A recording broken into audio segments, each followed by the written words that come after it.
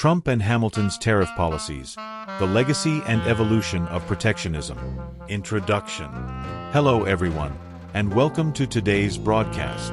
Today, we'll take you on a journey through the history and present of U.S. economic policy, exploring the tariff policies of two significant figures, Alexander Hamilton and Donald Trump.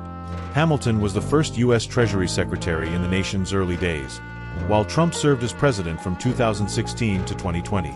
Though separated by over 200 years, their tariff policies share striking similarities, yet they also reflect the unique contexts of their times. Why discuss this topic? Because tariff policies are more than just economic tools. They reveal a nation's perspective on its identity and development path. From Hamilton's infant industry protection to Trump's America First, we'll trace the legacy and evolution of protectionism. Let's begin with Hamilton's policies and unravel this historical thread step by step. Hamilton's tariff policy. Alexander Hamilton was one of the architects of the American economic system. As the first Treasury Secretary, he presented his famous report on manufactures in 1791. At the time, the United States had just gained independence from British colonial rule, with a fragile economy and virtually no manufacturing base. Most industrial goods were imported from Europe. Hamilton recognized that without building its own industries, the U.S. could not achieve true economic independence. His core idea was to use high tariffs to protect infant industries, those nascent American manufacturing sectors, like textiles and steel, that couldn't yet compete with Europe's established industries. By imposing tariff barriers, he aimed to block cheap British goods, giving U.S. businesses room to grow. Tariffs also served another vital purpose: raising revenue for the federal government. In the early republic, with no robust tax system, tariff income accounted for nearly 100% of federal revenue, funding infrastructure and debt repayment. Hamilton's approach wasn't limited to tariffs alone. It was a comprehensive strategy. He also advocated for government subsidies, canal and port construction, and technological innovation. For instance, he supported the creation of the Society for Establishing Useful Manufactures to foster technical exchange and industrial collaboration. These efforts helped the U.S. reduce its reliance on Europe by the early 19th century, laying the groundwork for the Industrial Revolution. Trump's tariff policy. Now, let's turn to Donald Trump's tariff policies. In 2016, Trump won the presidency with his America First slogan. He argued that globalization had eroded American manufacturing, with factories moving to countries like China and Mexico, leading to job losses and a growing trade deficit. To reverse this trend, he implemented a series of tariffs shortly after taking office. For example, in 2018, Trump imposed tariffs of up to 25% on Chinese imports, ranging from electronics to clothing, worth billions of dollars. He also levied tariffs on steel and aluminum from the European Union, Canada, and Mexico, claiming these imports threatened U.S. national security.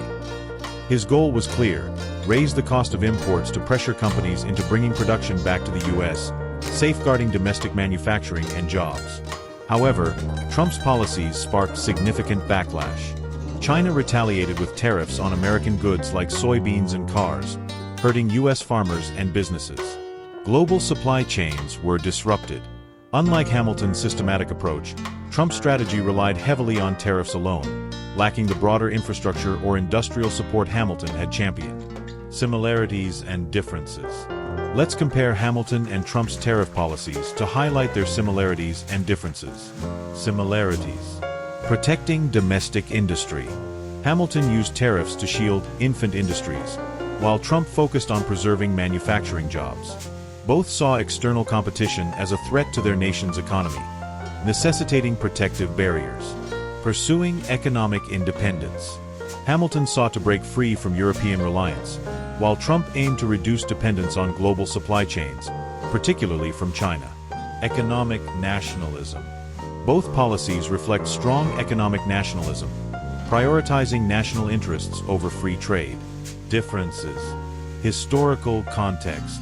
In Hamilton's era, the U.S. was a weak, emerging nation needing to build an industrial base. In Trump's time, it was a mature global power facing manufacturing decline and trade imbalances. Execution strategy. Hamilton's approach was a multifaceted combination punch, integrating tariffs with subsidies and infrastructure. Trump leaned primarily on high tariffs, a more singular tactic. Focus of goals.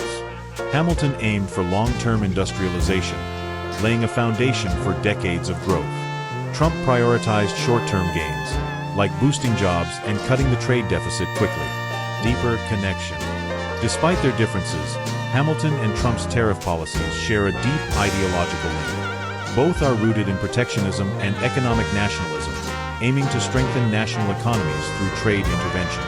Hamilton's tariffs marked the beginning of America's economic rise, transforming it from an agrarian nation into an industrial power.